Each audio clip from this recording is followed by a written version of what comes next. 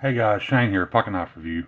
I want to start out this video by apologizing for not posting for a while. Some of you guys know I've been having some health issues and haven't felt good at all. Certainly haven't been in the mood to make any decent content. Starting to feel a little better, and I'm kind of glad I haven't posted in a little while, guys, because I'm glad I took a little time to really think about this subject before I had a knee-jerk reaction and just posted a video about it. But I'm sure you guys can tell by the title. This is about the Rick Hinderer transparent knife situation. I want to start out by saying, guys, that many of you guys know that I've been working really hard, saving up my money to buy my first Medford. Now, I've already decided it's not going to be a Praetorian, guys. I have some health issues that keep me from really being able to enjoy this knife the way it should. So I'll get into that later. My point is, and the reason I've got this knife out is because I don't have a Hinderer knife here. I've handled some Hinderer knives. I've reviewed a Hinderer knife. I'm only pulling this knife out because I feel like it kind of falls into that same category. It is an American-made knife, which you guys know I love that. That's super important to me. But it's also a hard-use, overbuilt knife. And that's very important in this conversation because when I think of Hinderer knives, that's what I think about. When I reviewed that XM24, I was in awe of it because of what it was and what it was built for and how well it was made.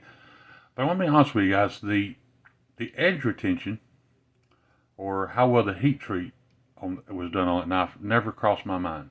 I don't know what it is on this knife, and to be honest with you, I don't care. I'd like to trust that it's good. I'd like to trust that it's at least within spec, but I really don't care. I know that sounds crazy. You think, why wouldn't you care?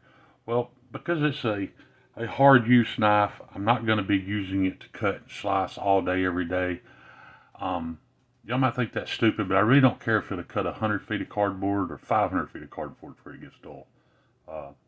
I don't believe that's what this knife was built for. I have knives with good steels and excellent geometry that even when they're borderline dull will still slice better than a lot of knives with a razor sharp edge. So like I said, edge retention has never been at the top of the list, nor was it even really a thought of mine when I was looking into Hinderer knives or Medford knives or the Willamette Wayfarer that I owned or Spartan Harsey that I'm interested in the future, because that's not what I would purchase that knife for. That being said, I am super glad that there are people in the community who are testing these type of things, who are letting us know what we are purchasing. I think those people are super necessary. They're super beneficial because, just a few years ago, we had a debacle with Spyderco with heat treats not being what they should be. And, as well as some other people, but a guy I consider a good friend of mine, Super Still Steve, they were very public about this. They called these companies out, and the result was now we're getting some of the finest heat treats, some of the best edge retention on the market out of our Spyderco knives. Because that's how it was supposed to work. They tested it. They found it to not be up to par. They complained about it. The company looked into it. They fixed it. That is not what is happening here. What is happening here is because Rick Hinderer has run a successful knife company, he's doubled down.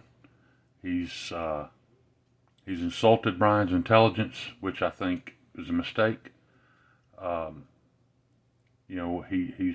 And I understand that he's an older knife maker and he's stuck in his ways. And guys, if he wants to make knives that are 60 to 62 HRC or 59 to 61, whatever it is, I don't care. I would have still bought the knife.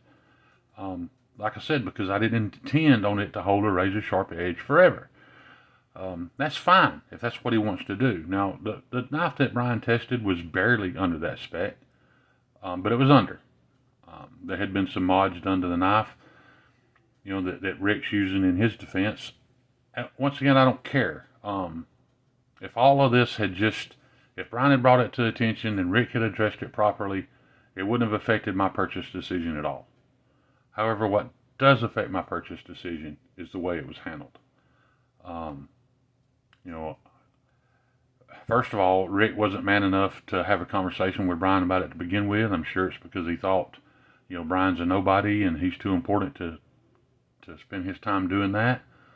Well, so be it, but Brian's an important guy to us in the community because he's somebody that we all trust and look to for information like this.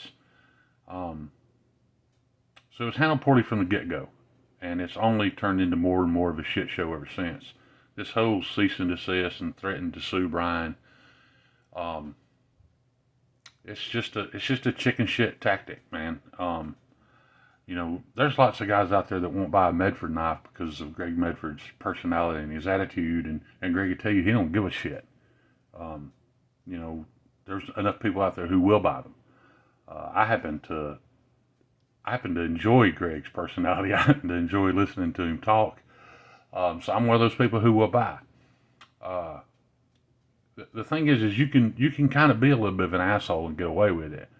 But when you start being a bully, and a chicken shit bully, and you're not man enough to answer to anyone, whether it be an Instagram influencer, a YouTube guy, or just a customer with no influence, if you're not man enough to have a conversation about that, then I don't want to buy from you.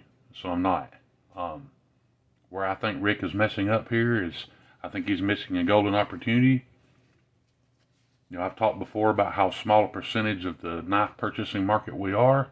However, it wouldn't be that hard for Rick to build a good geometry slicing knife at a higher HRC to fill that niche. You guys know for a fact it would sell out. We would have to pay up for it on the secondary, and we would. And because of his pride and his ignorance, that's probably not going to happen. Because of his pride and his ignorance, he's probably going to lose some potential customers. I know he's lost one. From what I've seen on lives, it looks like he's lost a lot. This is just not how you handle things. And as an example of that, I'm going to tell you the most embarrassing story of my life. It's going to take a couple of minutes. Bear with me. I'm going to make it as short as possible. I bought a Microtech DOC from a friend of mine that had, the inlays were bad on it. Somebody had tried to replace them, did a poor job. I purchased the knife at a very good deal from him because of that. At the time that I purchased this knife, I was on some depression medicine that, guys, just to be honest, it had me in a dark, dark place. I was not capable of thinking correctly. So I set out to fix this knife on my own. I'm not going to go into details of what I did, but I destroyed it. And when I say I destroyed it, I mean I destroyed the show scale on that Microtech DLC. I was so embarrassed that I put it in a knife box. I left it there for months. Finally kind of got my head right, got off that medicine, and decided I wanted to try to do something about it. So I contacted Microtech to see if I could buy a scale. They do not sell scales. I had to start a warranty claim and mail it in and, go through the normal hoops. So I did that. Mailed the knife off. When I got home that afternoon, as I walked in my room, I look and I noticed that the knife is laying on my nightstand. I immediately freaked out. I had no idea what I had mailed them. Come to find out, it was the worst possible scenario. About 3 years prior to this, when I first got into knife collecting, I thought I'd never be able to afford a DOC, and I purchased a effing Grau clone. I'm ashamed of it. I'd never do that again, but I did. And that's what I mailed them. Come to find out, Microtech does not do the warranty work on the DOC. Marfion Customs does. So I mailed a $35 effing Grau clone to Marfion Customs. I in turn got not a hateful, but a very stern email about what they had received and how it affects the knife market. And guys, I was literally sick to my stomach at what I'd done. I've never been that embarrassed in my life. However, I mustered up the gall, I guess you could say, to ask if I could still send the knife in, and they allowed me to. At which point they also informed me that they would have fixed my knife for $25. If I had mailed it in and not ruined it myself, for $25 they would replace those inlays. So never felt quite so stupid. So anyway, I mailed the correct Microtech DOC in, and they informed me that it cannot be repaired and that they haven't made scales for that knife in years, and pretty much left me at that. I was pretty upset that, I had ruined the knife. Didn't look like there was going to be anything I could do about it. A few days later, the lead tech at Marfion Customs contacted me to let me know that he had a set of DOC scales in his toolbox that had been there for years because they were a factory second because of a tooling mark on the inside of the scale. Invisible when assembled, barely noticeable when disassembled. And asked if I would like those scales installed. Of course, I said yes, and I didn't care what the cost was. About a week later, I had heard nothing, and I go to my mailbox, and my knife is in the box. It's more beautiful than it ever was. It was a better looking set of scales than it came with, and they charged me nothing. Guys, that's customer service. That's an American knife company. That's the way things should be done. I ruined that knife. I sent them a clone of their knife. I did everything possible to piss those people off and make them and give them every reason to tell me no, and they still took care of it. That's the way it works. That's why I will own another Microtech knife. That's why I will recommend Microtech. Just because that's how this is supposed to work, guys. We spend a lot of money on knives we absolutely do not need. And for them to stand behind something like that was mind-blowing. It was above and beyond. I know you guys have seen examples of Curtis knives recently, and Knife Sergeant's experience with them and how well they're handling it, and they're going to learn from it and improve their product. That's the way it's supposed to work. For all of you guys out there who are planning on ordering the Don't Be a Dick Rick t-shirts to wear to Blade Show, I 100% support that, man. He can still salvage this. He can stop being a prick and hiding behind a lawyer and say, hey, if you guys want to hire HRC, I'll make it. Maybe he has to make it without a warranty because he thinks it's going to be cheapy, even though we all own knives and that still would hire HRCs that are not. I'll still buy it. Even if you say, hey, you want it 64 HRC, I'll make it, but I won't stand behind the blade. Fine, I'll take it. Point is, there was a lesson to be learned here.